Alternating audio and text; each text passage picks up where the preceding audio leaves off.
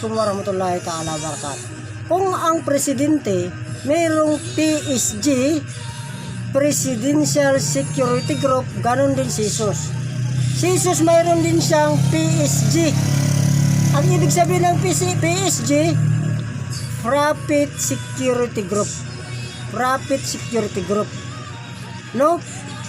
Ang pagkakaiba lang nito, ang sa presidente natin, ang pangulo ng bansa, ang kanyang PSG, mga PSG ay mga tao na mayroong baril, mayroong sandata, na sila yung punoprotekta sa ating pangulo ng bansa upang hindi mapahamak. Sila muna yung sasalo sa bala, sila muna ang mamamatay bago ang presidente. Yun ang tungkulin ng PSG. Ngayon yung PSG ng propeta ni Jesus Christ, no, Prophet Security Group, ay mga anghel.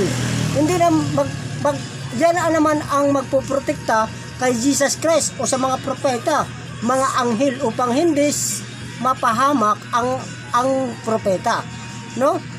Basahin natin sa Mateo 4:6. Sinabi nito sa kanya, kung ikaw ang anak ng tao, ay ikaw ang anak ng Diyos, magpatihulog ka, sapagkat nasusulat, sa kanyang mga anghel ikay itatagubilin at sa kanilang mga kamay ikay aalalayan, nang sa mga bato paa mo hindi masasaktan. Kita nyo? Ganon magprotekta ang mga anghel. Kaya yung kanilang nahuli at naipako sa krus, hindi si Jesus, kundi yung anghel. No? Isa sa mga PSG ni Jesus Christ.